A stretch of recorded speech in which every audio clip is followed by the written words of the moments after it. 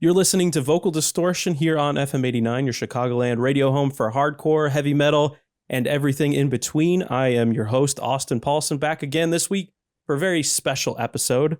I'm joined by some incredible guests this evening from a four-piece out of Denver, Colorado. They recently released a self-titled cassette through Last Shred of Hope Records.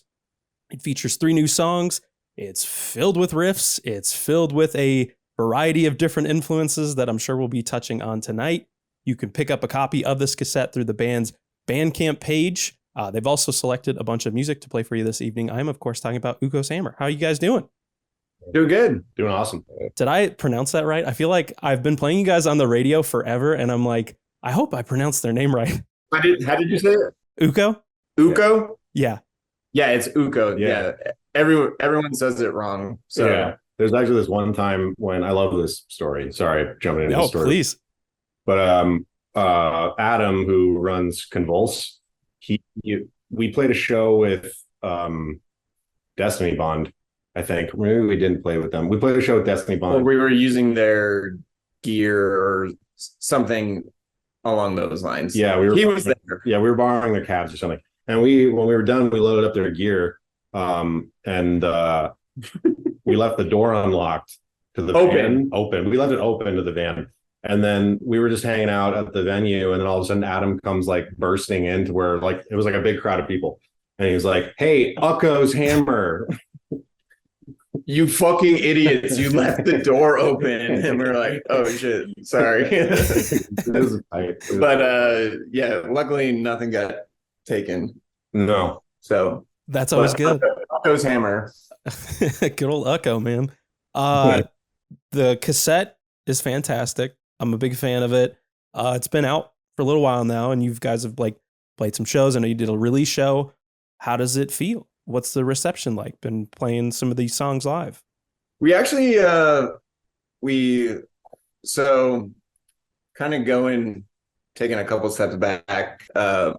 We like started making that tape when our old drummer was moving. So we just like very recently learned all 3 of the songs with the new drummer, Seth, who's awesome. But yeah, we haven't played one of the songs live yet, but the other 2, I think, went off pretty well at the last show that we played. But I think people online have said pretty good things about it, as far as I know, which is pretty rad. There's another podcast that had some pretty positive things to say about it that I previously didn't have very much oh, really? Yeah.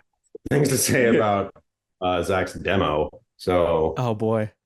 Yeah, so this podcast, Demo Listen, like a few years ago, somehow our demo got like sent in or whatever. It might have been from our old guitar player, but sent it in, and admittedly it's not the best recording quality. I recorded it in my basement with my drum machine, and like it's like very apparent that it's a drum machine, and they did not like that. So yeah, it kind of got roasted, but it wasn't the worst thing in the world. And but now this time around they were like, oh, this is good, maybe I'll go back and listen to it. But if they didn't go back and listen to it, I would not blame them. I thought that was really funny though, because I feel like that was like one of the biggest, like that was always the biggest compliment that I heard from that demo, was like the drum machine, because it was, everything was so fried in the demo that you couldn't, I mean, like when I first listened to it, I wasn't like drum machine, but there were like a couple of moments in the demo where I was like, it was weird, it just made it weird. So I was like, which I love, make it a little weird. I'm into it. Also, like Godflesh is literally my favorite band. So like I was like really leaning into that, but trying to make like Godflesh if they were a hardcore band. And with varying degrees of success, I think. But yeah, that's kind of like where the the demo was coming from. But this time around with this new tape, like we had one other tape between the demo and this self-titled one, and we recorded it with the old drummer as well, but it was like a bit too fried for like our liking. Like we were kind of like messing around with like different recording processes. Like we recorded it ourselves, and like we'd be recording and then we'd be like, well shit, like there's like a lot of cymbals in this and it's like bleeding in, so like the drummer did like the drummer did like a take where he only played like not the cymbals, and then another take where he like layered on top of the cymbals. And so like we were like Steve Albiniing the whole fucking yeah, it was like it was really fried. So like this time we were trying to just like settle on one way of recording it and just like repeating it across the board, and I think it made it so it's like a bit more uniform. And like I like the toil tape because it's like so fried. But yeah, I think like the new tape is much more like consistent, and it's like more of like the way I want to keep going, like having like albums sound like a bit more as like one thought rather than like each song sounding different. I'm a fan of each release, and I feel like you've kind of hit it on that theme of like each one sounds very uniquely of the like the obviously the drum machine on the demo like stands out, and it's weird, but it like kind of, again, like Zach mentioned, it kind of makes it, for me at least in the demo, we're like, wow, that really it's like a weird tone, it's a weird sound, and I like that. And then yeah, like it evolves, and it like I feel like your sound evolved rather quickly, like considering the amount of time that you guys have like been putting out releases under this name.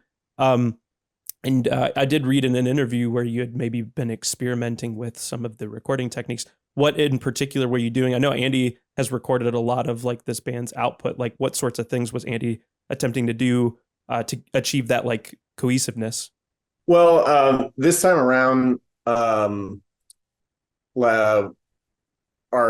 old drummer Anton, he like produces like electronic music, and like that's actually why he moved, because he does stuff for Rebecca Black.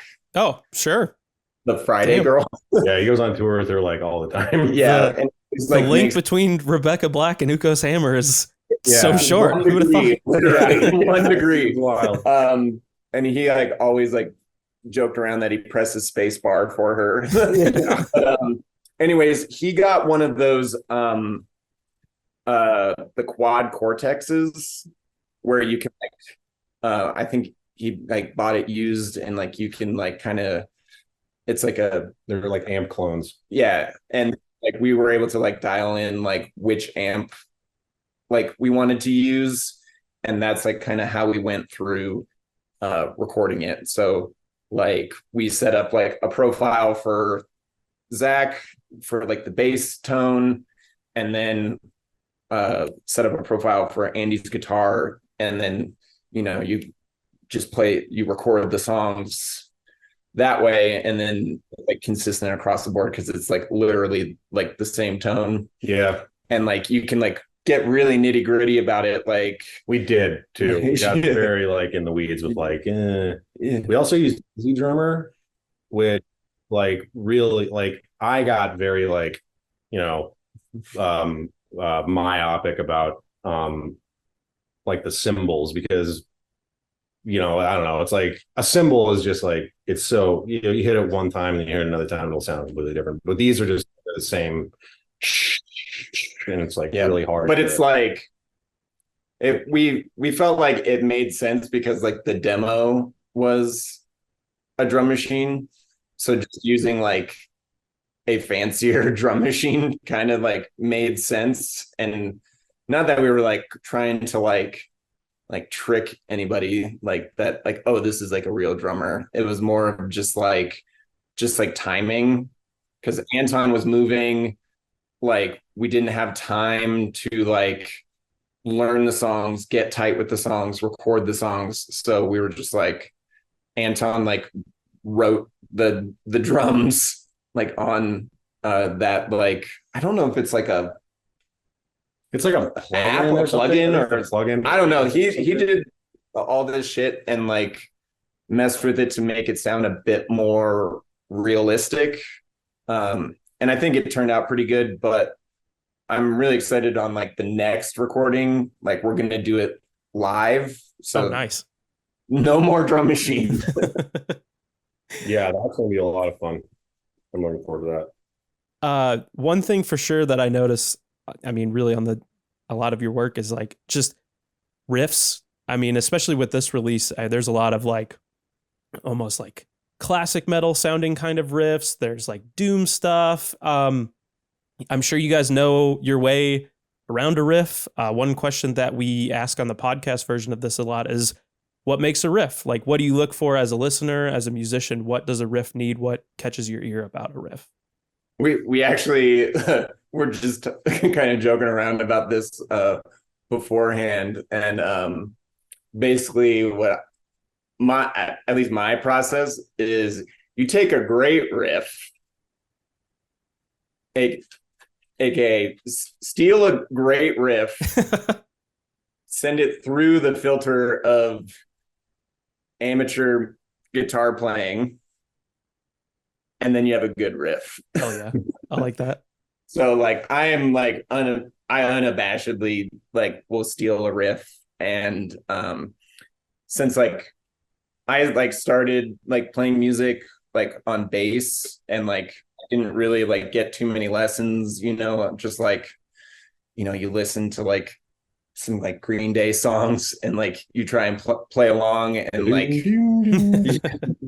and like then eventually you can like kind of like hold your own. And so like this is like the first one of my projects where like I have like a significant like contribution to like the songwriting and like the riff writing. More than significant. You have basically 90% of it. One of the 2/3 on this new tape, because Zach wrote one of the songs and I can't play it. So like all the other songs I can mostly figure out. But yeah, so like I will like steal a riff, but since I can't really play it with like, like I'm not like Chuck from Death, like so like it just like turns it into like something different, because like I don't have like that sort of like knowledge of like writing. So I just like hear it, but then I like play it wrong and it turns it into something different. Something better. Yeah. Yeah, there you go. So like it takes like a like smart riff and kind of like dumbs it down. Because like, yeah, it doesn't need to be like super fancy for like people to understand like the gist of like what you're trying to go for. Like I think the audience is pretty intelligent, like when it comes to like dumb riffs, if that makes sense, because like people know what they like and they're gonna like listen for it, and like they're like pretty smart in that aspect, so like if they just like hear the couple like indicators of like, oh, this is like a stank face riff, or like, oh, this is just like some like atonal Slayer bullshit, and I use bullshit in a very endearing way.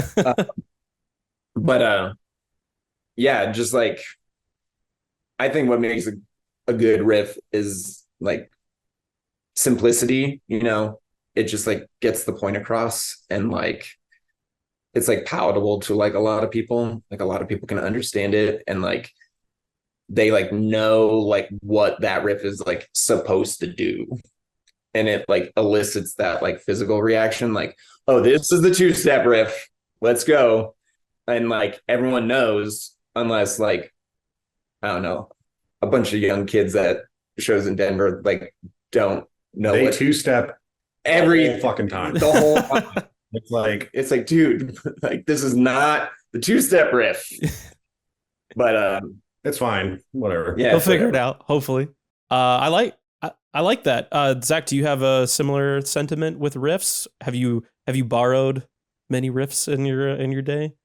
Totally. Yeah. I mean, like, like the song that I wrote was, I mean, influenced really heavily. Like I'll listen to a song, and just kind of like I'll start there and then I'll kind of just start morphing it as I go. Yeah. But yeah, I mean, like I took a lot of hints from Foreseen for the song I wrote. I just really like how, I don't know, like straight ahead thrash shit, big fan of it. But yeah, I don't know, man, just like trial and error, and like um just realizing that most of them are going to be duds. And then eventually you'll probably, honestly, it's like luck a lot of the time, just kind of like you'll land on something that hits. But that's kind of like my experience with like any creative endeavor in general. Yeah, you should see my like voice memos. It's just full of, They're the best. so like this is like a really funny story. Like I was like falling asleep. It was like kind of late, like 11 is pretty late for me nowadays, but I was like falling asleep and I had like a riff in my head and then like I kind of dozed off and then I just like woke up at like literally like 4 a.m. Yeah. It's like, just like that like Squidward meme where he just like opens his eyes and I was like, I need to like write this down. So like it's like a witch snuck into your room and like anointed you. Yeah, it's like you need to write this down. So like I didn't want to wake up my fiance because she was sleeping and oh right. So I tried to like write it in like my like text, like my notes app. And like I like just like wrote it down and then like I fell asleep again and woke up like 15 minutes later and then I looked at it and I was like, what the fuck does this mean? It was just like it was like, yeah, it was like dun, it was like dun, nan, and like it was super funny. And then like I finally like go into the bathroom and like I recorded like a like whisper voice memo of this riff and then I sent it to everyone and our drummer Seth like really likes it when I send him like the beatboxing riff. But yeah, like just 4 a.m.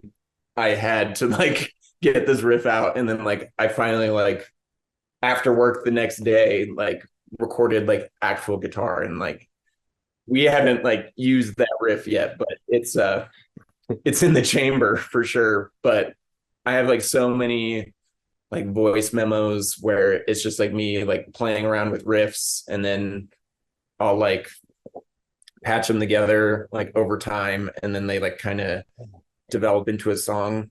But like my writing like style is like pretty like sporadic. I just get these like sudden bursts of inspiration and I'll write like 2 or 3 songs in like one go and then like I won't write another song for like a couple months but then like it'll like come to me and I'll just like be down in like my basement just like writing stuff and like I still use like drum machines a lot to like demo stuff out and like send it to the guys and be like, hey, what do you think about this?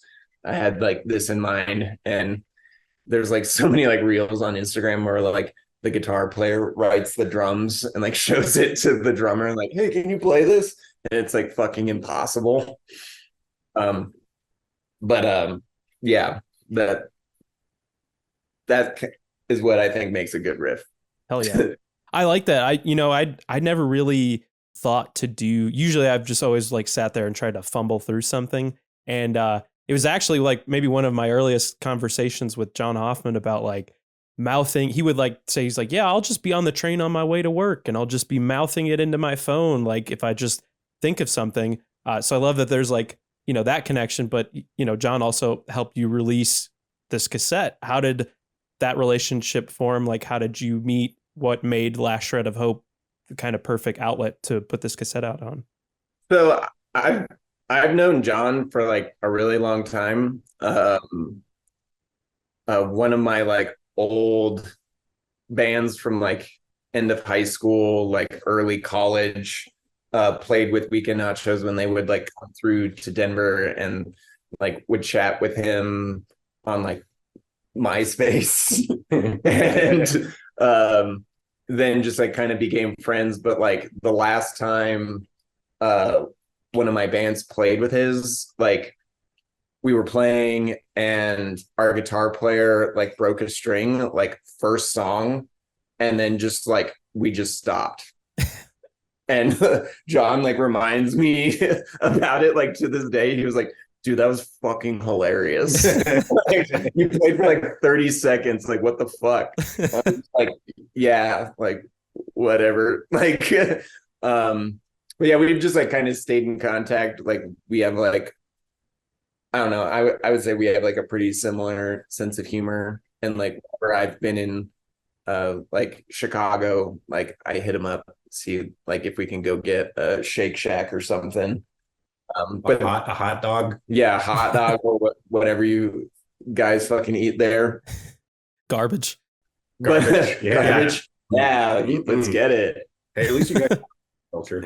Yeah, we just have really expensive we have like stuff. Mexican food and Vietnamese food. Yeah, I was gonna say, what's like the dish? Because I mean, obviously, you like you mentioned, like a hot dog. Like, what's if I've never been to Denver personally, but if I was like, what would you recommend? Is there like a fast food chain, or it's like something maybe that there's not like a particular like fast food chain, but I would probably direct you. Like, there's this street called Federal Boulevard, and on like the south end or like south stretch of Federal, there's like a big like Vietnamese community. So there's like a bunch of pho restaurants, and like you could like get into an argument with like anybody about like which pho place is the best. 95. Pho 95, I think, is the best. They have the best veggie broth.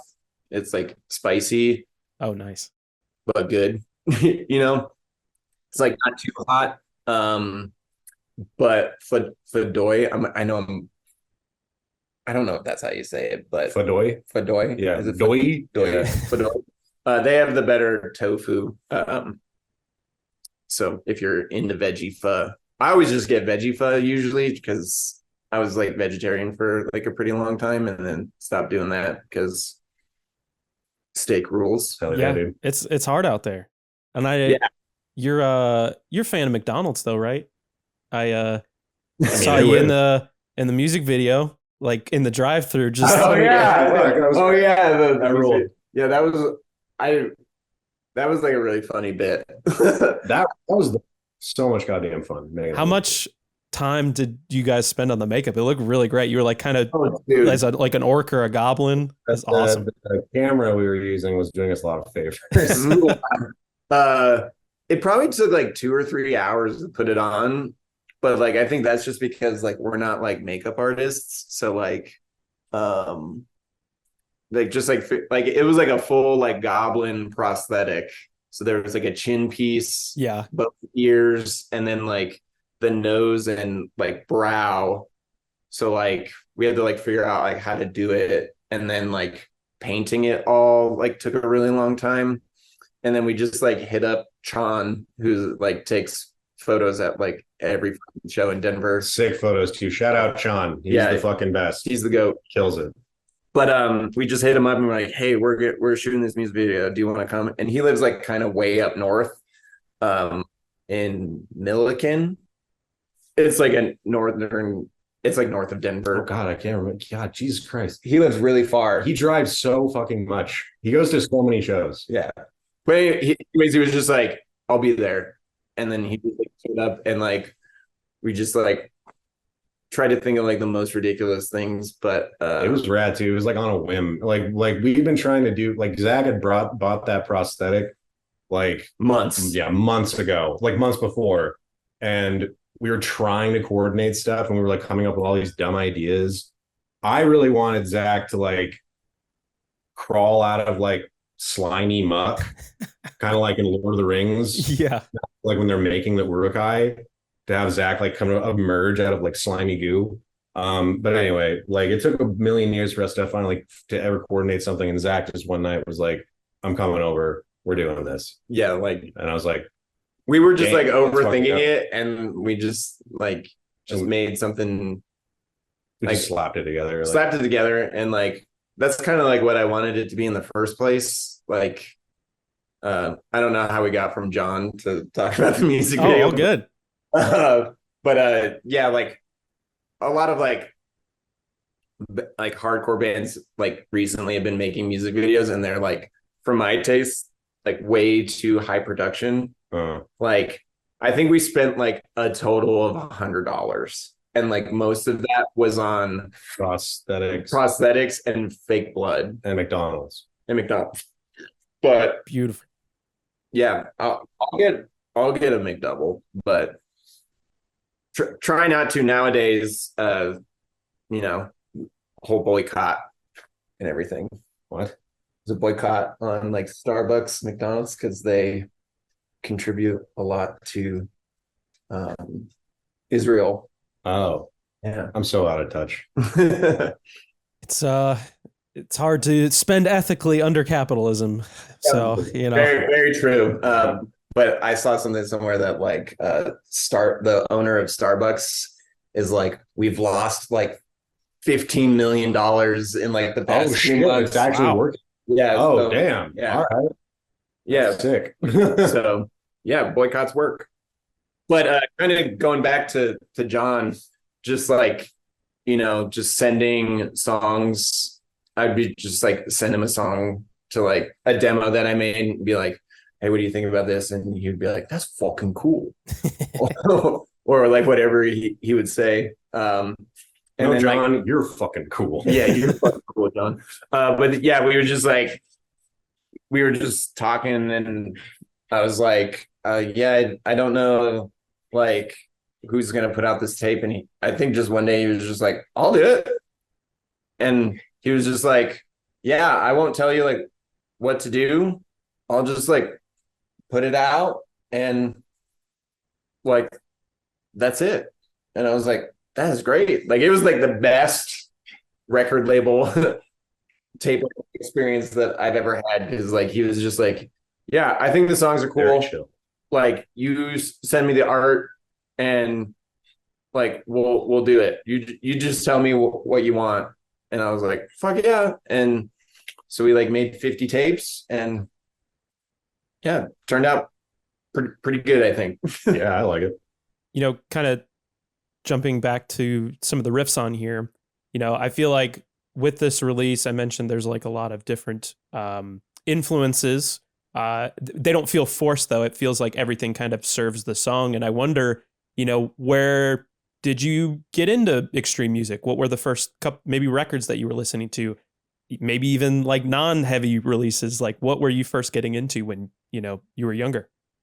That's a good question. I feel like I kind of like got into music a lot later than like what people like normally say, like, like Harley Flanagan being like, or like Freddie Madball being like 10 and like going like born cool. Yeah. But like, in like middle school, I was just like listening to like whatever my sister was listening to, or like MTV, so like in like I think in like 7th grade is like kind of where like I started being like, oh, I like whatever this is. And my friend Cole, he went to middle school and high school with me. He's actually the singer of Rob Reed. But we went to high school together, and he would like burn me CDs. Like he burned me like a Pennywise CD. Yeah. He burned me like a Black Flag like mix, a Minor Threat, like the discography. And I think on like like in that they have like Minor Threat's version of 1-2XU. Oh fuck yeah. And like where there's like the drum and bass break and like the guitar just goes like "Dun-dun." Like when I heard that I was like that your head. yeah, I was like that's it. Like that's the sound I want. And like that's like why I want a JCM 800 with like just that sound. Like you just like turn it up all the way and it just like made sense. And then like at that time I was like getting into like skateboarding and just like watching like old music videos, The planets aligned. and like skate videos and stuff, and like you're hearing like the songs on there and you're like, oh shit, like I just want to listen to stuff where I can like skate as fast as possible. And like at the time it was just like, you know, it just kind of clicked. So I would think that was like my first bit. But I vividly remember the first like actual vinyl record I bought. So I like went down to Wax Tracks, which is I think there's one in Chicago too. Yeah, I think there was. Yeah, there's like I've yet to watch the documentary on it. I really want to. I haven't either, but I know that there's like a bit of a Chicago Denver connection, Like all the Ministry stuff and all that, whatever. Heard about Wax Tracks? I think so. Yeah. Anyway, Austin said it's a reputable source. What's that? Sorry. You're a reputable source. There's a documentary about Wax Tracks? Oh yeah, just like the early days, especially like all the house and like industrial stuff that was occurring in the city here and all that stuff. So I need to see it. I would love to get into that. But anyways, like I went down to Wax Tracks with my friend, like because I kind of grew up in a suburb southeast of Denver called Aurora. There's an Aurora in Illinois. That's where I'm at. Yeah. Oh, hell yeah. Shout out Aurora. Hell yeah, dude. Illinois? Sorry? Is there a Lakewood, Illinois? Oh, I think there is. Yeah. That's Damn. what the suburb What is the from. hell? What are we doing? But so we went down to Wax Tracks and like I had just gotten my license at the time and we were just like flipping through records and I just saw the cover of this album and I was just like, I have like $20, like let's go for it. And it was Exhumed. Oh wow. And it was Destiny. And I didn't even have a record player. I just like purely bought it because the logo was pointy. It was like dripping blood and there was like gore on the front. And I was like, let's go. Because like I think in high school it was like kind of like an arms race for me with like speed. So like, like getting into punk hardcore and then you're like, okay, what's the next level up? It's like thrash and then power violence and then you find grind and then you're like, all right, I want to find the most decrepit MySpace porno grind. It's like as fast as possible with like gurgle vocals. And then it got to like a point where I'm like, okay, this is fucking ridiculous. What am I doing with my life? And then I kind of like went down the hill, so to speak, and kind of I got like really into like fastcore and like power violence in high school. So like that was like my shit. Like I had so many dollar bin fastcore 7 inches. But yeah, I think like that Exhumed record, just like the visual kind of like helped pave the way for like the vibe that I want, pointy logo, like blood, just like extreme. So that's kind of like how I kind of found it. Nice. Zach, what were you getting into? Similar kind of vibe or what were we listening to? Well, yeah, there's a lot of similarities there. Like, I don't know, like growing up, like, I come from like a musical family. Like my dad played in bands like all my life. He doesn't do it anymore, but he still like plays music.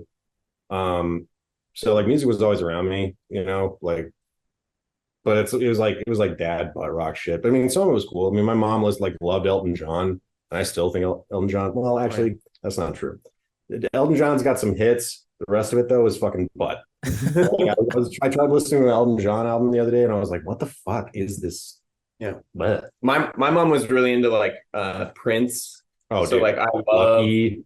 I love Prince, and like my dad was really into like all the classic rock stuff. I actually have like a playlist on Spotify. It's just called Dad, Yeah. and it's just all these classic rock But your songs. dad like fucking Bruce Springsteen at least. Oh yeah, like I borrowed my dad's truck for a while, and like this man had, I kid you not, like 15 Bruce Springsteen CDs in there Hell yeah. and nothing else. It was incredible. Legend. Yeah, so shout out Tom. Yeah. Just like Nebraska on repeat, just feeling it. Crying. Just Yeah. crying on his way to work. Yeah, dude. Sorry, Zach. What were some of the things you were getting into? Well, yeah. So like, my dad really liked like Robert Johnson and shit like that. Oh, wow. So like the blues shit that I was kind of into, and he played a lot of country, so I heard a lot of that. You know, like Bonnie Raitt and fucking uh, what the fuck's that guy's name? John Prine. Like I Yeah, listened to that. love John Prine. Yeah, John Prine rules.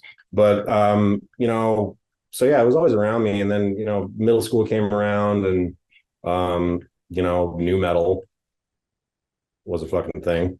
Yeah. And I was really into a lot of that shit. You know? I kind of missed the whole new metal thing until I was like an adult, because you know, in high school I would like be like, I would see like, you know, like juggalos and shit, like wearing like Corn and Trip pants and all that shit, and like Rush shirts, and I'm like, I don't think that's like my vibe. But then like now as like an adult, like I see like the like impact of like Slipknot and like Korn Slipknot and, fucking balls, dude. And POD. Oh, POD, dude. Hell yeah. Yeah, dude. I mean, a lot of it's but like fucking. There's riffs in there. There's a heavy shit. We were listening to System of a Down earlier, and we were like, we just looked over at each other and we're like, this is pretty heavy. This is heavy. This like is sick. Especially for like major label shit. Yeah. Like it was pretty heavy for the time. And that dude can sing. Yeah. I was like, yeah. Oh yeah. Very impressed. Oh, totally. Yeah. Yeah, but you know, like mostly like, you know, like new metal, like a lot of that kid shit, you know what I mean? Like new metal, like Green Day, I was really into them, Ramones, Misfits, that kind of shit. I had a Misfits shirt in middle school. I had never listened to a single Misfits song. You fuck. I know. I think I saw it because like, you know, like that show that was on Discovery Channel, Monster Garage. Oh, fuck yeah, dude. Jesse James. Monster Garage? Yeah. Hell yeah. So like I saw like Jesse James wearing like the skull shirt, and I was like, Mom, we need to go to Hot Topic right now and like go get a Misfits shirt. And like I had like zero clue. I was just like, oh, that's fucking Jesse James wearing that. Oh yeah, that's like early shit though, you know. It's like I don't even care. I don't even know what it is. It's got a skull on it. I'm into it. That kid's probably still true till this day. Like yeah. the skull on it, I am buying it. Yeah. Straight up. But yeah, you know, like after like, you know, really like I started getting into like extreme music when like right around high school. Like I kind of stepped away from like doing music shit. Like I took bass lessons and stuff. And I started like getting really into acting because my mom was an actor and I was in like theater and shit. But then one day my buddy took me to Rhinoceropolis to see Health.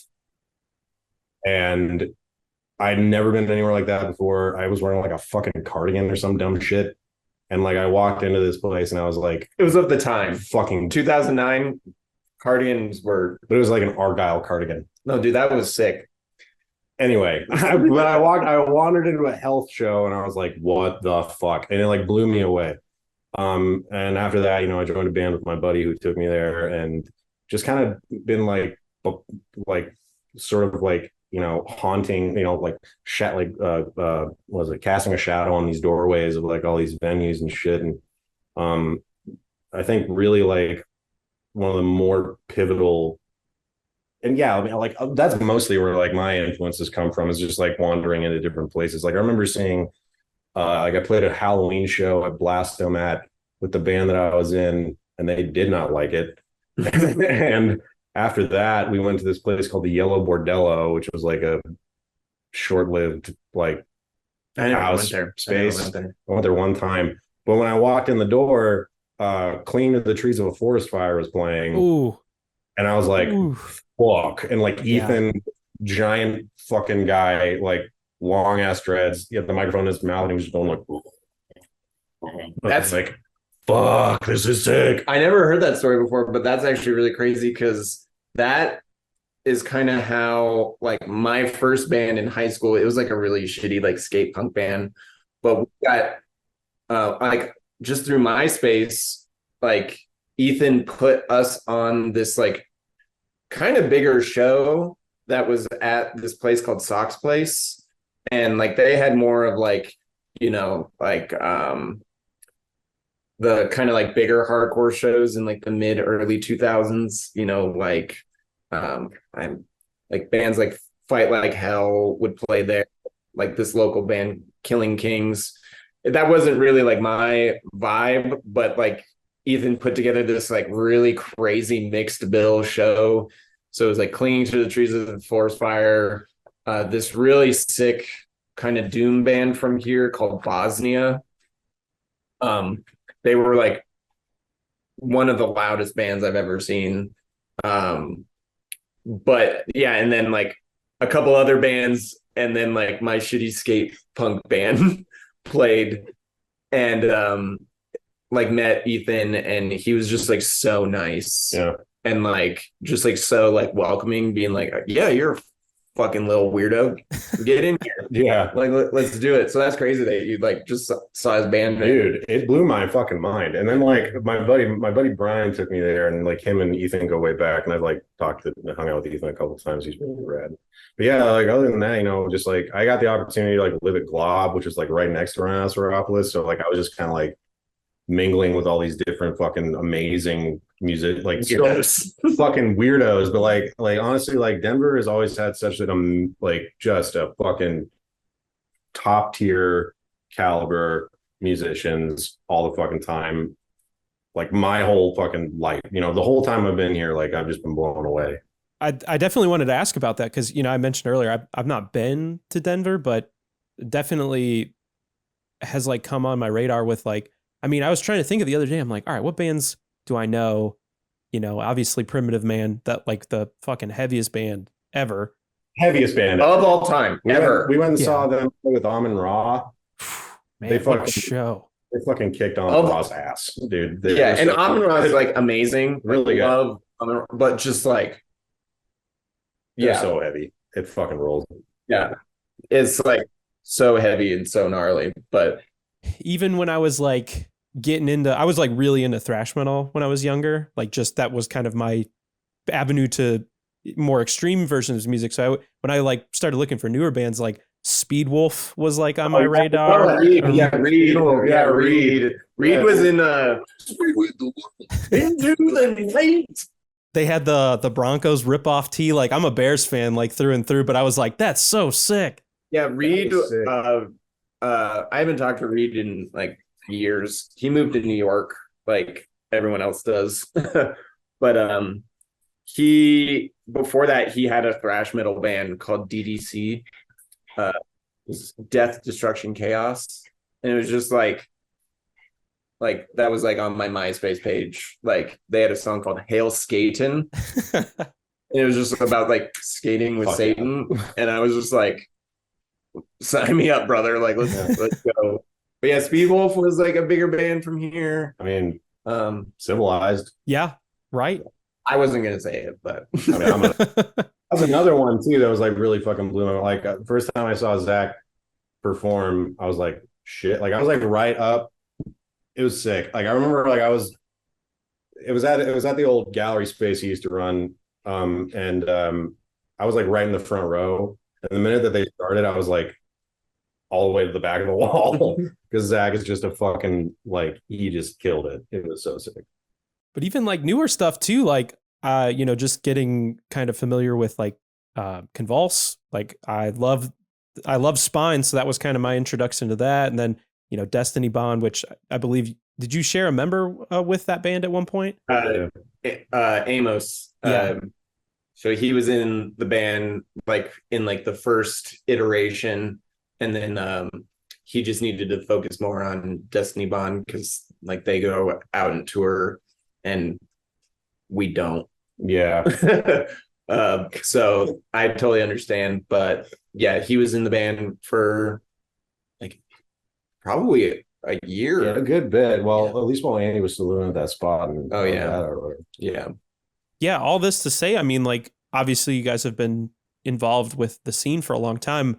What can you tell me about it now? And, what changes have you seen? Like, what's the atmosphere? What's the like Denver hardcore DIY scene currently like? Well, they get paid now. That's pretty crazy. Yeah, that's awesome. Yeah, like all the shows that Convulse puts on, like a bunch of people come out to, and I think that's like the biggest thing that I've noticed personally is like maybe it's just because like we're a bit older and then like it's like a bit more glaring of a like separation, but there's so many young kids like coming out to shows. Yeah, it's like nuts. And like it's like really unprecedented, really. I mean, yeah, it's like really cool to see, like, just like a bunch of fucking weirdo kids that are like 14, 15 showing up like in like literal clown makeup. Oh, mega weird, dude. Just like being fucking weird, which is really awesome. So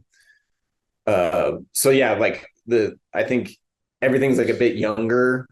I will say there's a bit too many photographers. Oh yeah, the photography thing is kind of ridiculous. But Sean is the GOAT, so we won't throw too much shade on it. They just start handing out press passes. Yeah, at the DIY gig, and just give it to Sean, and then like confiscate cameras. But yeah, I think it's like a lot younger, and like kids are like starting to like get the ball rolling and like getting like their own thing going, which I think is like really rad. Like earlier, Zach mentioned like Rhinoceropolis and Blastomat, which is now Seventh Circle. There used to be like a lot of different places to play at. And now there isn't really as much variety. Yeah. So it's like one of two places that like all ages shows can happen at. Which is kind of a bummer, but it kind of is what it is. There's not really much that you can do about it.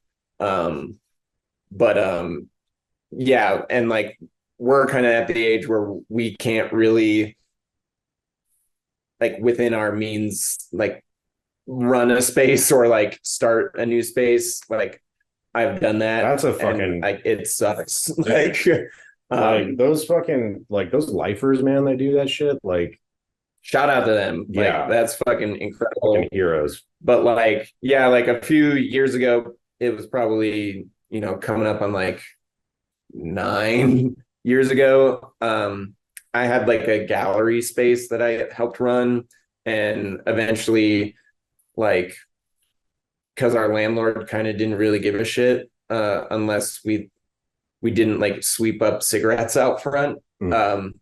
So as long as we still had the cigarettes, he would like pretty much let us do whatever. So we started having shows there. It was like hardcore shows, like Spine played there, Gag played there, like weird noise shows. So like we had like another place for people to play if like Rhino or Seventh Circle didn't have anything going on. But eventually like we didn't get our lease renewed, and that was kind of like the end of that. But it was like really exhausting because like we use it as like a workspace too, and like we would like have art shows and stuff too. So also best gallery in Denver to this day, in my opinion. Yeah, I will say that I think it was the best gallery in Denver. But I'll throw the shade. So nothing to lose. Yeah, I think now like it's kind of like slowly I think more people are starting to like branch out a bit, like starting to go to shows that are not in Denver, like either going up to Fort Collins or going down to Colorado Springs. Like they have like a big Colorado Springs fucking is showing the hell up. Yeah, they have a pretty big venue there, and people go to shows. They show up. Yeah, so like that's fucking rad. Like the venue down there, the Black Sheep, Yeah. and then there's like a record store. I can't remember the name off the top of my head, but they have some shows down there too. Um, and like, admittedly, like I don't really branch out too much. But We want to do like a dad tour. yeah, you know, like the Colorado tour. Yeah, like the Colorado tour. Yeah. But yeah, we've played, like there used to be a house in Boulder, which is just like a half an hour from Denver. Oh, dude. That was really awesome. Is this the Blue House? The Blue House, yeah. I was gonna say, I mean, if anybody was like trying to maybe get familiar with like the scene in Colorado, I feel like you guys captured it pretty perfectly on your live like recording, which people can listen to, people can see it online. I thought that was incredible. It was awesome to watch. Yeah, and the hammer bit. Yeah. I like having a bit when we play live. Bits are fun. Yeah. So that was like we're riffing. Yeah. We're riffing it on multiple planes. We're writing riffs and we're doing riffs. Yeah. even that, I mean, talking about maybe even like newer hardcore bands, like I loved the new Speed record a lot. I thought it was great, but I want the record to be known that Ukko's Hammer may be the first hardcore band to feature flute in extreme music, for sure. Maybe, I don't know. Shout out Ben Donhauer. Yeah, Ben Donhauer. He did the flute bit on the lathe. I don't know if we can fully take credit for it, because I do believe on the Goon record there's some flute. I gotcha. But I don't know if that is 100% true, but I know on the new Goon record there's some flute. Shout out Alex, like he can actually play flute, and he's like an amazing multi-instrumentalist. Yeah, Goon kills. Yeah, they were like that new single I believe you provided for us tonight is killer. It's so good. Dude. It's so good. Like so weird, and like yeah, I just love like their vibe. Yeah. And like Alex is so amazing. But shout out Chase Ambler. Yeah, Chase Ambler, real heads know. Best pop punk band in the fucking world. So sick. Yeah. Candle of fucking flame. Fucking Chase Ambler. They kill it. Killed it. They're not anymore. Yeah, they're not anymore. And also shout out to Chase Ambler, the man. There's a man named Chase Ambler, which the band is named after, and he's great too. Oh, is it like a bit of a Alice Cooper situation, or kind of Skinner situation? No, they were just like, oh, our best friend is Chase Ambler. That's a cool name. We're gonna name the for him. And Chase Ambler makes really amazing like anti-fascist black metal, which is fucking so sick. I'm forgetting the name of his black metal project. If I can remember it, I'll send it to you. Please do. Yeah, it's really fucking cool. Speaking kind of on those themes, I think if you like people read lyrics, which I am prone to do, I might not always understand them, but I feel like there's certainly a lot of that on here. A lot of like anti-establishment, maybe some straight edge themes, kind of also packaged through. Just me. Just you? Just okay, I saw the watch. Yeah. Yeah, just me.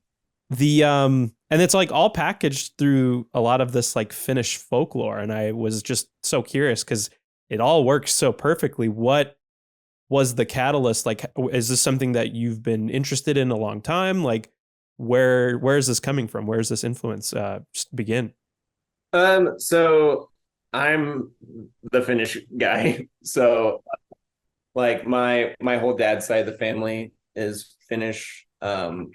His dad was like the first person in the family like born in the US. So I didn't really have like a big connection with that side of the family because my grandpa died before I was born. So don't really know too much about it. So I think like during like the lockdown, I was just like kind of looking for just like a bit of connection because like right before that, my dad like went to visit Finland and like kind of like got in touch with like some distant relatives and stuff. And I was like, oh, this is really fucking cool. And just like doing some research about it, like found out that like it's like not like Norse at all. And like, like a lot of Norse mythology has been like misappropriated by like, shitty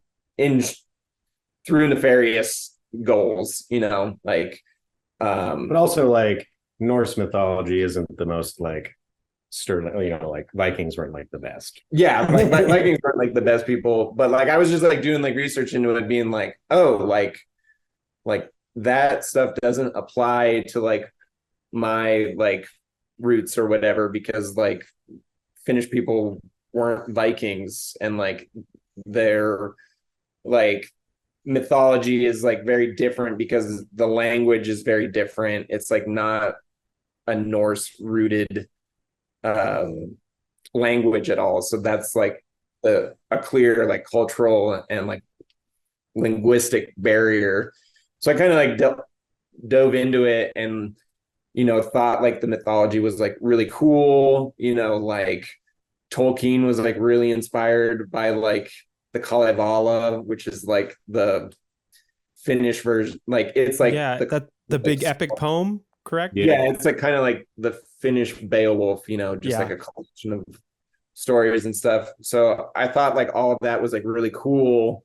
And there's already a band called Thor's Hammer. like I'm not like Nordic. Well, I guess Nordic, but like Finnish is different from Norse. So I was like, oh, like Ukko, like let's go. So, like Ukko is like the Finnish equivalent to Thor and like Odin and stuff. They're kind of like all mashed together. But I didn't want to like go down that slippery slope of being like there's a reason why pride is one of the 7 deadly sins, so kind of using that as like sort of like a reference point, but like having like all of those like myths and stuff kind of reference things that like I am more interested in and like apply them in a more like personal or like idiosyncratic way and like kind of develop my own thing about it, like, but it's like based in like the Finnic mythology. But like, yeah, a lot of it is like using those myths as like allegory or like a launch point for like either like socialist or like anarcho-syndicalist kind of like labor union type of vibe, but yeah, just like having it be like kind of like a cool thing to like I really like lore. I guess that's like the long story. Like I love like Lord of the Rings, like the Alien franchise. Like I just like lore. So like having a bit of like backstory that people don't need to like necessarily like fully understand, but like they can understand, be like, oh, this is like a cool thing, so, and like having that like family connection too, and like throwing in some like Finnish words in there, kind of like brings it all together, and like people like don't know what I'm saying, which is like kind of cool, and like makes it easier to write lyrics. Yeah, it's just like, oh, I have this like kind of cool idea, or to name songs. Yeah, like I have this kind of cool idea, but it sounds kind of stupid in English. Like just make it in Finnish, and but it sounds rad as fuck. Yeah, so that's kind of like where that whole thing started, and it kind of like provides like a good like basis for like visuals and stuff like that. And yeah, well, and also like Finnish culture and like labor organizing and left kind of like radical left stuff in America has got pretty direct correlation, because like T-Bone Slim and Joe Hill were both Finnish. They wrote a lot of like labor Yeah, songs, they were like labor IWW, troubadours, yeah, like stuff like the Red Book. yeah, the Little Red Songbook. Like I'm trying to think of one that's like power. There's Power in a Union. I don't know. There's ones that like if you've heard them, you probably have heard them before. But The Commonwealth of Toil. mhm. That was like a big influence on our song Toil. But tying it in with like, like it has like nods to like Finnish stuff. Like the first line is like oh my god, I can't remember it off the top of it, but it's like the toil of the eternal hammerer. So the eternal hammerer is like, I'm gonna butcher his name, but it's like Ilmarinen, and he's like, he forged the Sampo, which is this like mythical like fortune giving device. And it's like magic, and it like produces infinite quantities of like whatever you want. So like gold, salt, like whatever. But using that as like the Sampo is like a metaphor for like everyone's like collective organizing power. And like, so it kind of works together. But yeah, like in a lot of the lyrics, like it's a mix of like referencing these like old labor songs, as well as like doing a little dash of like Finnish mythology in there. And then Yeah, it just like more and more with like some of the newer songs, just like more leaning towards like that, like just like death metal kind of route, just like saying like a fucking crazy thing and just hoping it sticks because it's because it sounds hard as hell. Yeah. You're like fucking let's go. Yeah, like endless pain, like doomed to suffer endless pain, like that is pretty hard. So like it's hard. So but yeah, that's kind of like the launching point for it. Yeah, I like that. Is there a question for both of you, whether in this project or any of your other projects, do you find that are there any other forms of like media, literature, film that you find that like influences your art? Are you what are you guys getting into right now? Lord of the Rings. Lord of the Rings. 100%. Yeah, any like I think good question. all day we send Lord of the Rings memes back and forth to each other. Yeah. So like there's that. Yeah, just like that's a really good question. I don't know, man. Movies have always been on my radar. I fucking love movies. Independence Day, maybe? Is it oh, dude, welcome to Earth. Welcome to Earth. You got did I see that you had like 300 copies of Independence Day? Yeah, but was it for a project or what? Yeah, this is the Nardwar part of the interview, the deep dive. Yeah, what the fuck?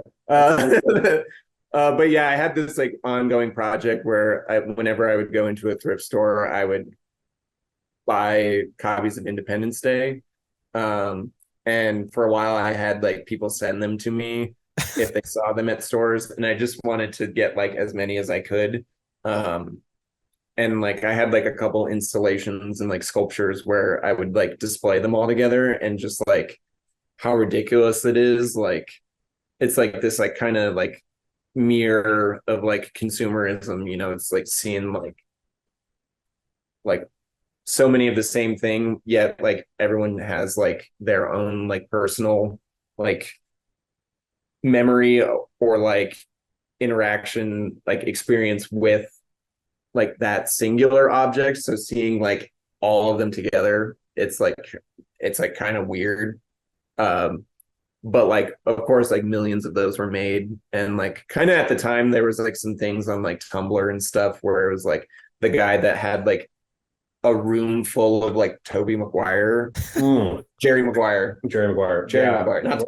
Oh my god, Jerry Maguire. He had like 2 rooms full of it, and like this guy was trying to get every copy of Speed, and like he installed that in Denver at some point. Yes, so it's just like kind of like this absurdist sort of thing. But I like watched it again recently, and I was like, this is so awesome.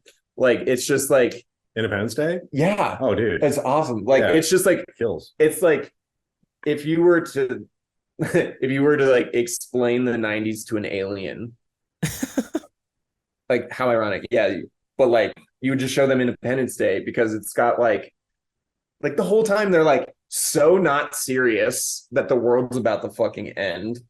Like you like have all this like action and like violence and but like always willing to like put in that little like witty like quip, and like Yeah, like if I wanted to explain to an alien like the perspective of like a 14-year-old boy, I'd probably just show them all the Michael Bay catalog. oh yeah. Just Yeah. smashing shit. Just Yeah. smashing shit. Will Smith saying something funny.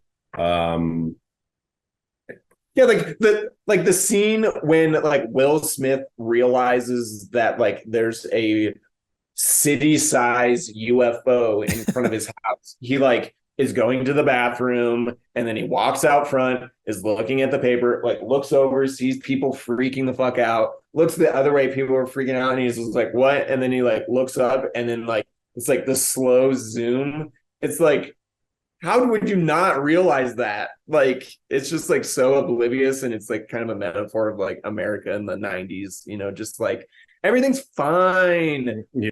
We're not disrupting the Middle East. Like, Yeah. no, everything's cool.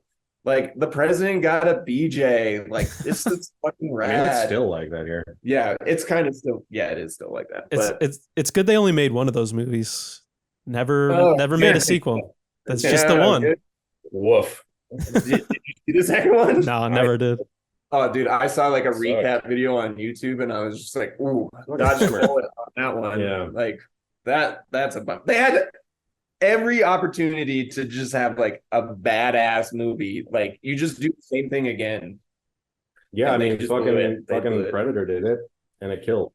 Yeah, Alien did it. Rules. Alien did it. Yeah, Alien. Just add another. That's all alien. aliens ever done, really. That's just hey, how many times could people die in a ship? I'm hoping the new one's better. Maybe We're really dude. stoked about The it. new one's gonna kick ass. I like that they're using like practical effects and stuff like that. So hopefully, And it's the dude who directed the first kind of like reimagining of Evil Dead.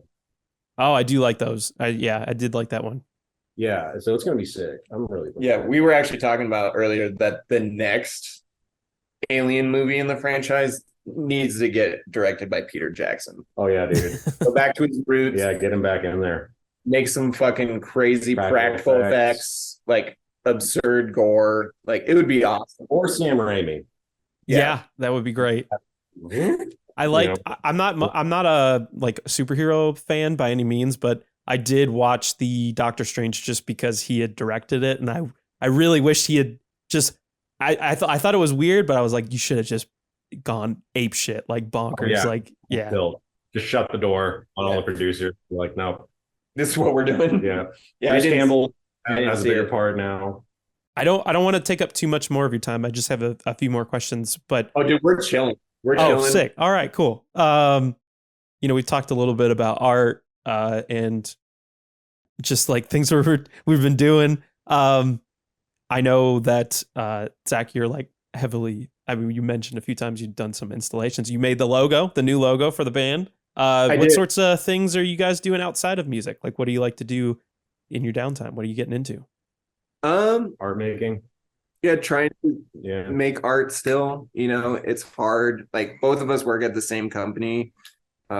We work for like an art handling company, so it's at least for me, it's like really hard to like after like being around art all day to like go home and Yeah. like make art. So I've been getting like distracted like with like cars and stuff. Saw like that. your YouTube page. You got like tinkering in the garage.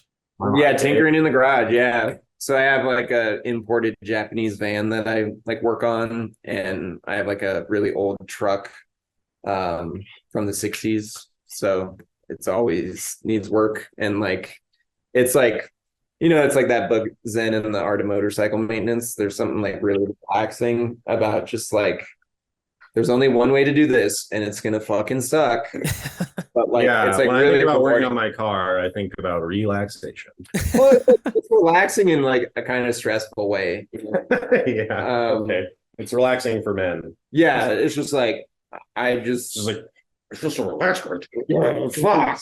But it's a testament, I feel like, to you seem like very hands-on individuals, like you mentioned earlier. Like, I don't really know how to fucking play this, but I'm gonna do it, and it's like gonna be a thing. So it feels like it makes sense to me that you would be into something where it's like very DIY, like getting into it and like getting dirty. Yeah, and a lot of it is like stubbornness.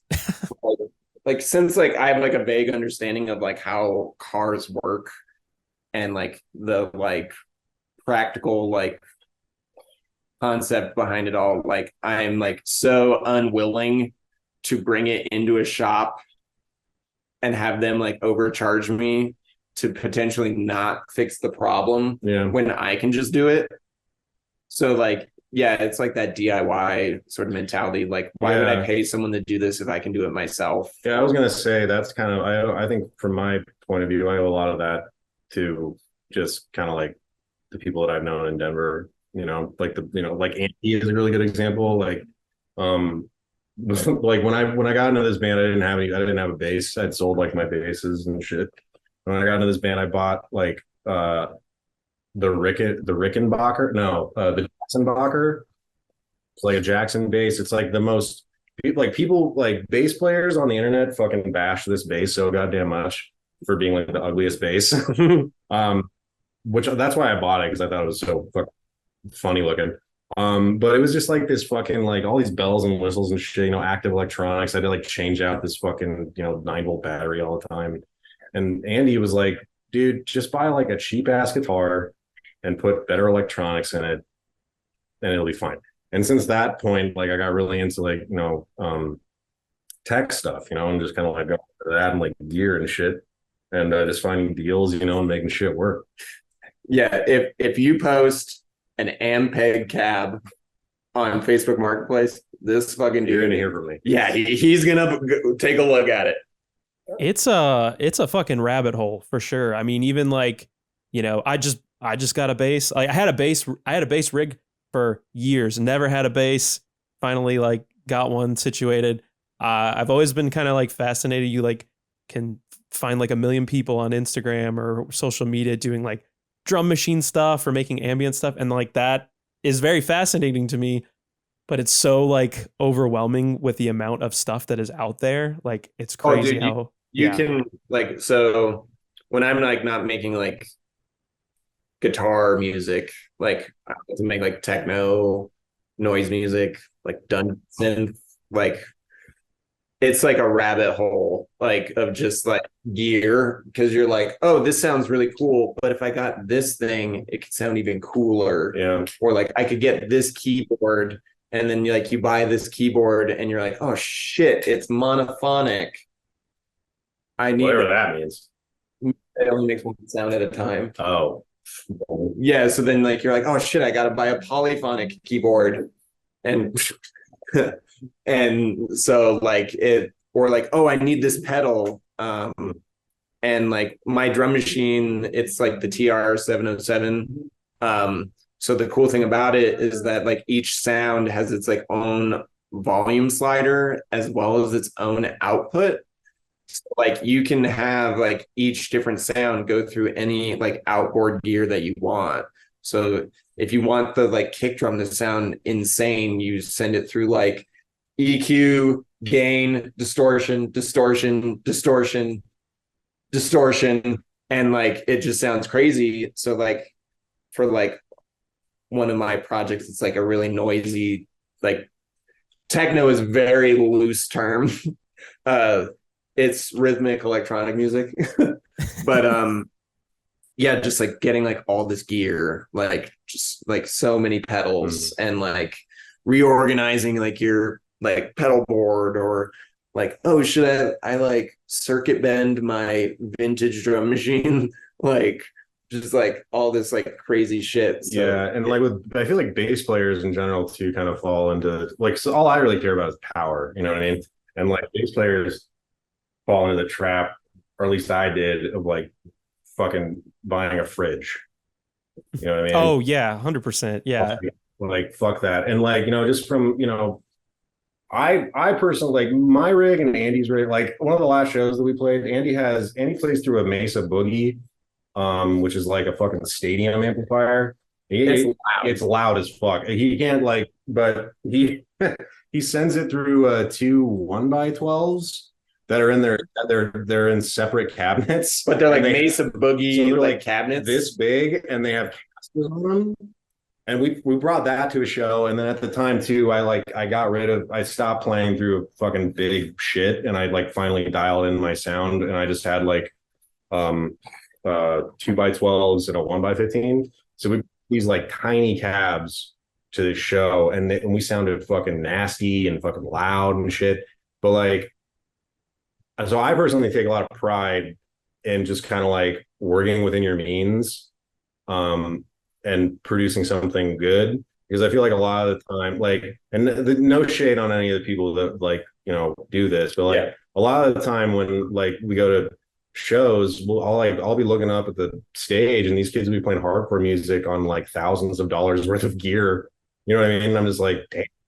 But like, so I think it's cool, like just to be able to be like, a little industrious and like buy like a cheap guitar and like find a cheap deal on like a really nice bass amp that no one gives a fuck about. Like I bought like 1,000-watt bass amp that for like $400. Yeah, it's like it's an Ampeg, but it's not like the Ampeg. Yeah, so like no one gives a fuck. But like I bought it and it fucking rips, it's loud as fuck and it sounds cool. But shout out to Sewer Slide. They show up to every show, no matter if it's the Blue House, full stacks. They need a fucking medal for that or something, yeah, man. Like a fucking some kind of troopers, crazy. For sure. Yeah, dude. Fucking I want to play a show with them because then we get to use their full stack. Dude. It's awesome. Jacob will roll up with fucking two fridges. First base. Like one has a clean signal and one has the dirty signal. You buy amps, you get 2 amps too. And I'm just like, God damn. I mean, they sound great. Yeah, they sound great. It's incredible. But at what cost? What a right. You're back. Yes, yeah. Like I love like hauling in fucking 2 cabs that together weigh 45 pounds, and still sound loud as fuck. Yeah. But now I convinced Andy to use the 2 1x12s in combo with this 4x12 slant cab that I have.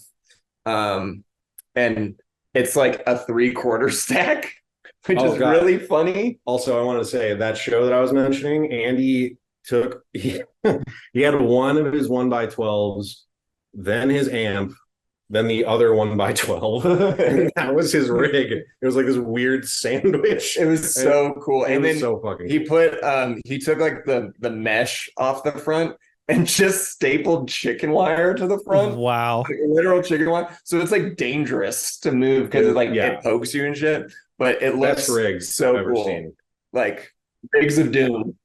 It reminds me of the time I think the first time I saw like Full of Hell in the Body and like just laying like an 8x10 on its side and just stacking a bunch of shit, and I forgot earplugs, and it was just like the wind of everything just like moving my shirt and hitting me in the chest. But I'm like, what is going on here? Like, yeah, the Body played at I don't know if it was still Blastomet at the time, but 7 Circle / Blastomet when I was in college, and I saw them and I didn't know. I was just like, oh, it's like a cool band, but it was like literally the loudest thing I've ever heard in a garage. Like if you ever come to Denver, like, and you go to 7 Circle, you'll understand. Like it's like literally a garage. Yeah. It's like you're and you're standing at the end of a shotgun, basically. Yeah. And like it's just like I don't know if at that time they still had the drums that like fluted out. Did you ever see those? They were like these red. It's been a while. Looks like they acrylic? Yeah, it looks like something a clown would play. Yeah, but like both of the toms up top were like fluted out. So when he hit them, it would like project the air towards you. So these drums were so loud. and in combo with like the 3 fridges that they would like stack up behind them, and this dude screaming at you, it was like a really punishing experience in a good way. But yeah, I am trying to convince Andy to do the full stacks all the way, but I understand like it's a pretty that's a bit that requires a lot of commitment, you know, financially as well as like physically. The one benefit is that it looks fucking cool. Yeah, that is like if you look louder, you are louder. Yeah, it's kind of like flames on the side of a car. Oh yeah, if you see flames on the side of a car, that car's fast as well. That car's fast. Yeah. Yeah. Although am I allowed to cuss on the radio? Is that so? Thankfully, this is pre-recorded, so I will edit everything. You're gonna bleep out all the swears. Oh yeah, it's gonna be great. No, don't worry about it. It's fine. I got plenty of time. Okay. It's fine. I when I get kind of, I don't know, when I'm in situations like this, I get riled up. I swear a lot, and I'm sorry. No, it's no problem at all. Because I mean, I have had that problem with bands on air, like where I'm like, I'm just fucked. I can't do anything. So this is at least this I can do, and we're just like comfortable. Yeah. Isn't there you remember that street punk band Total Chaos? Oh, that does sound familiar. I'm anyway, they were just like in the same ilk as like the Casualties and stuff. Sure. In the early 2000s, you know. But I think they had a song about the FCC, and like how it was just like it was like the cheesiest lyrics, but like, you know, like back when I was like in middle school and like early high school, I didn't have like an MP3 player. Like I didn't get like an iPod until like way later. So like I would make mixtapes on cassettes, and I had like a Walkman. You had a Walkman? I had a Walkman. I guess that's better than a fucking CD player. Those things suck. Oh yeah, you couldn't go skating with a CD player. No fucking. And that was the thought. That was the thought. Is like I can't burn a CD because the CD player will skip. So I'm gonna make mixtapes on cassette and like have the cassette on the back of my belt and Marty go skating. Style. Yeah, and like, you know, I'm wearing pants that look like they were spray painted on, you know, like the tiny, like a youth large shirt, you know, of like Hell Crusher or something like that. Yeah, and this is they started making really skinny jeans for. Oh yeah, so like and Andy talks about this all the time, like where he would like sew his pants like on. What? So like he would put on the pair of pants and then he wanted them tighter. So he would put them on and then sew them. So you would have to like cut them to get them off. Oh my God. And, like at the time he like wasn't washing his pants, obviously. I just bought women's pants. I was going to say I've heard that for sure. Like that. Yeah, that's fine. I've never, that sounds like so much work. I just got a sewing machine from my grandma, and I learned how to like sew. So like you flip your pants inside out and you just run up the seam and it makes them skinnier. But like they would always blow out at the knees. Yeah. But yeah, the FCC song was on one of my mixtapes, and it like got me like super hyped to hit this like tiny rail at the skate park near my house. I was just like, I would like have to sit there and like rewind it to like go back to the song, and I had to like remember like what order I put the songs in to like play the ones that like got me all hyped up. But for your big video part, yeah, I was planning it out. Hell yeah. Thankfully the FCC hasn't like honed in on my very specific regional metal and hardcore show, so we're good right now. We're very awesome. All right. Well, I'll try and, for whatever's left in this conversation, limit the curse words. You're all good. I will ask, you know, the cassette is out. It's been out. You can played some shows under your belt since then.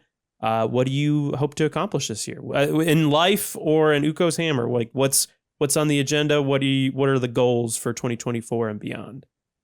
At least with the band, we're like working on like running through and like getting tight on like a selection of songs from like the demo through all the tapes up until now. And we're wanting to like record before the end of the month, because now our new drummer is also moving. So Both of our fucking drummers moved to LA. Yeah. So one was moving and the other one moved. yeah. So like super happy for him, but Yeah, I'm really fucking happy for him.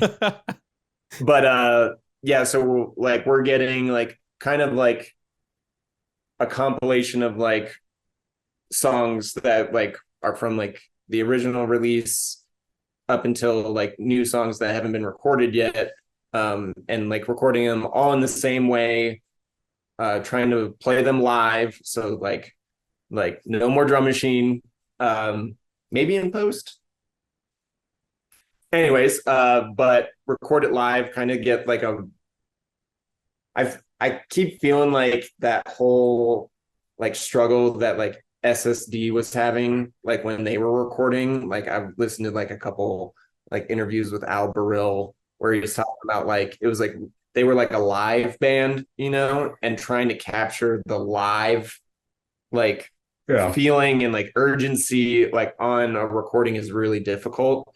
And I think that's like kind of like where I feel like we're at. Like I really love the new tape and I think it sounds like the best that we've sounded thus far, but I still want it to like keep going because like of course like this new tape still has like drum machine elements to it, so it kind of lacks that,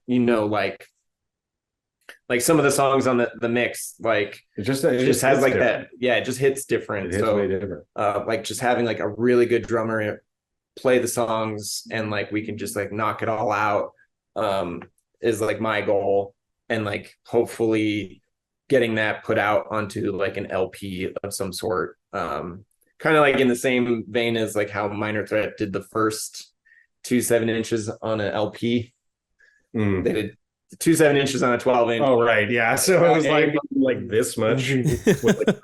Yeah, but not a lot of material on it. But like the hardcore LP in recent years has gotten like shorter and shorter. Like the straight ahead LP is like 8 minutes or something like that, and it's incredible, perfect, sick. But I got places to be, you know what I mean? Like, yeah, but a lot of our songs, as we're like straddling this like sort of like crossover line, like some of the songs are a bit more like leaning towards like the metal end. So like the songs are a bit longer. Yeah, like Elma was kind of like a whoopsie because accidentally made a 4-minute song. Yeah, because the Doom part was just so long. But I don't know. Yeah, so we're gonna record.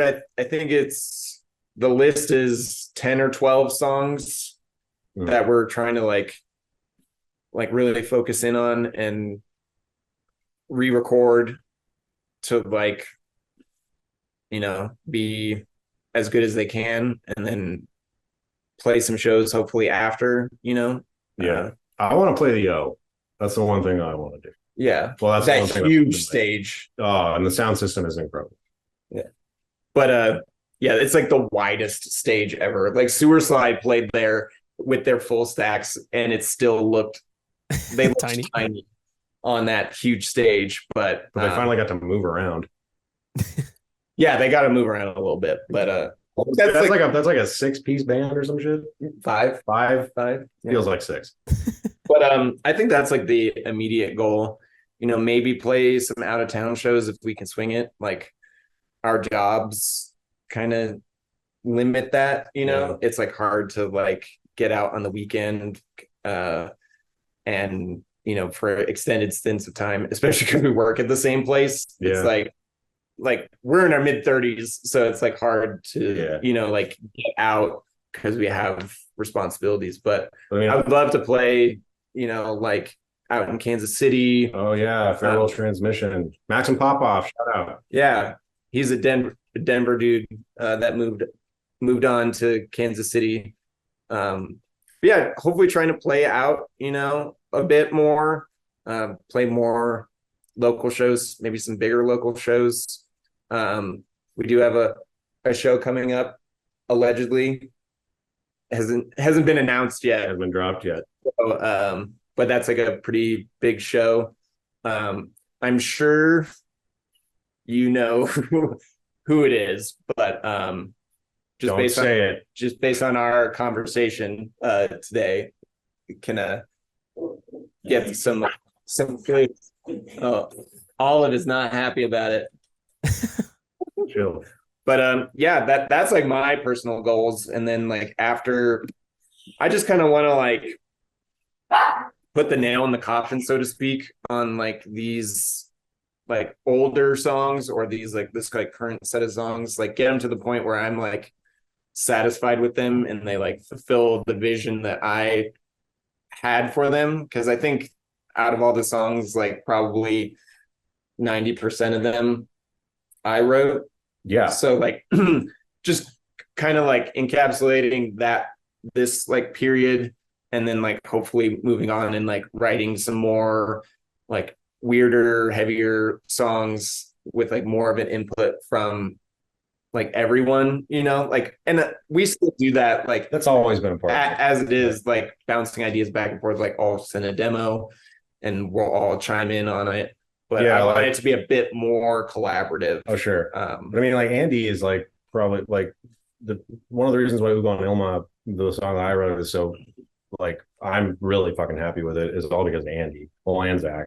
I don't know, like everyone like kind of Like Andy does like these weird like dissonant guitar things, like little licks that I just like can't do. So like I'll give him like the framework of a riff, and then he'll like embellish it and like make it cool. And like it's still like the same riff, but it's just like adding those like little bits of flair, Yeah. that really like tie it together. But yeah, getting like more like, dare I say, longer songs, even though the songs are already like pretty long, as far as like hardcore songs go. Most of them are like 2.5, 3 minutes, so like that's pretty long for a hardcore song. But yeah, just like keep on writing stuff, like get weirder, see what happens. but nothing like too firm outside of like recording for the LP.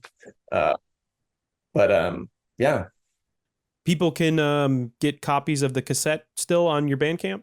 yeah, we still have a few copies on there, and then at any local show, if we have them, we'll sell them to you.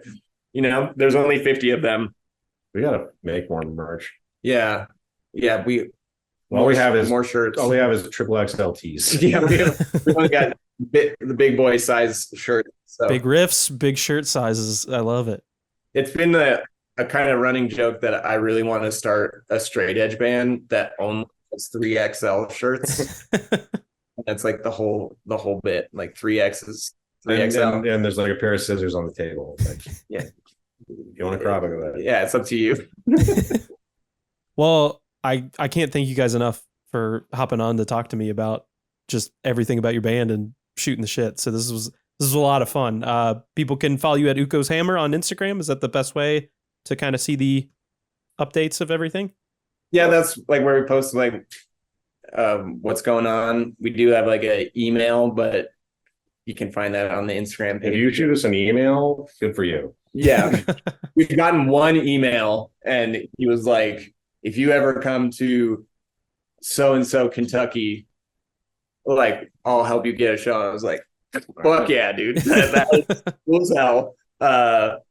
Like if we do go to Kentucky, Yeah. I will hit you up via email. Thanks for having us. Yeah, man. I really appreciate it. Follow Ukko's Hammer. The cassette is available on their Bandcamp. For the Zacks and myself, this has been Vocal Distortion. We'll be back next week with something else. See ya.